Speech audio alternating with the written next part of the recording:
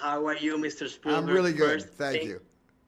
thank you so much for the opportunity to talk to me about this wonderful project. It is an honor for me, so thank you. Um, Let me start by saying you have mentioned that ever since you saw the original film, you always wanted to work on your version or on a remake. So, what did you not like from the original version that you thought you could repair or present better or on a different light? No, I love the original version. I love the Robert Wise Jerome Robbins 1961 movie. I just think it's a great classic film. But I was very, very careful not to remake that classic film. I left that film completely alone, and I based my West Side Story on the original 1957 Broadway musical. We drew all of our inspiration from the original musical and all of the thousands of stage productions that have happened over the last 64 years. And I just felt that the story of West Side Story, the relevancy, the love and the hate and the division was so much more relevant, even more today than it was in 1957. And I thought that the music is, for me, it's my favorite American musical. And if I was ever going to make a musical, and I've always wanted to make a musical, and I've said that in many interviews, it had to be West Side Story because it's the best musical I can think of. And it should be generational. It should be shared with people today. And I hope in 20 or 25 years, someone makes another film of West Side Story to share it with that generation. Excellent. Thank you for that. And I agree with you 100%. So, as the son of Puerto Rican immigrants and being born in New York, I have to confess I was kind of worried because of the impact that the original film had on my family and because you are my favorite filmmaker of all time. But not only I was relieved when I saw the film, I was excited, almost in tears. It was emotional because you took a classic and transformed it into something new, but without losing its spirit or its essence. What gave you that? My question is, what gave you that confidence to ensure that this version would correct this probably misrepresentation about Puerto Rican immigrants from the original film?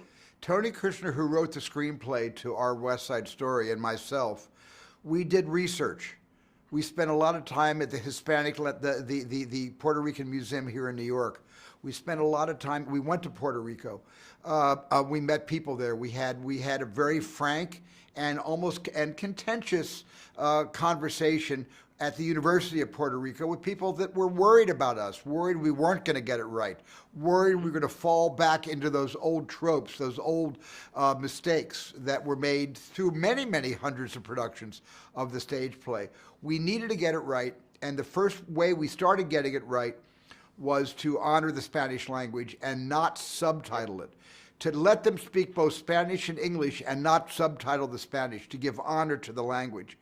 And people who didn't speak Spanish would lean into it more and try to understand what was being said. The other very, very important thing was there is no shark in West Side Story, either girl or boy, who isn't from the Latino Latinx community. We had 20 Puerto Rican actors in our film. We have 50 actors who have never been in front of the camera before. And so it was very, very important to us that that's how we had to begin getting it right. And I'm never going to say anything bad about the 1961 film, but they only knew what they knew in those days. You know, that was not a generation that had awakened to the importance of authenticity in diverse representation. They just weren't awakened to those issues in those days. And they were very conscientious filmmakers and artists who made that movie. So I don't fault them at all.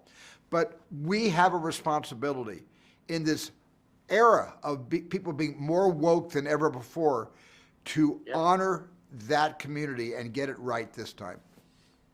You did a great job by researching everything about Puerto Rico of the time. So one of the things that took me by surprise and confirmed that we were about to see or experience something new was during the first musical sequence from the mural, from the quote, and to be specific, there's a part of what we Puerto Ricans consider the revolutionary anthem, La Borinqueña Revolucionaria.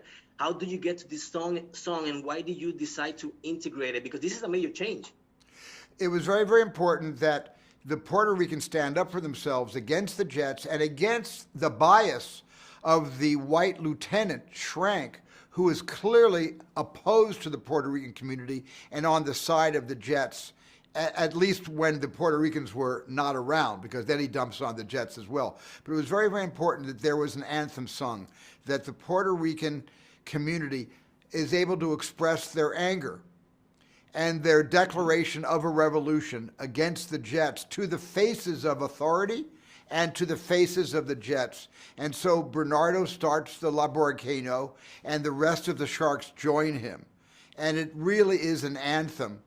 And they stake their flag into the ground, a flag where I hope we got the color blue correct this time, of the Puerto Rican flag, the original flag. Yeah.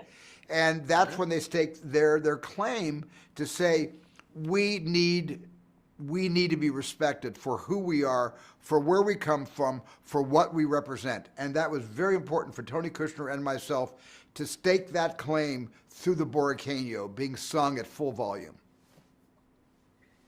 My time is up. Thank you so much. I will speak with you for a lot of minutes. I could talk to you for a lot of minutes too.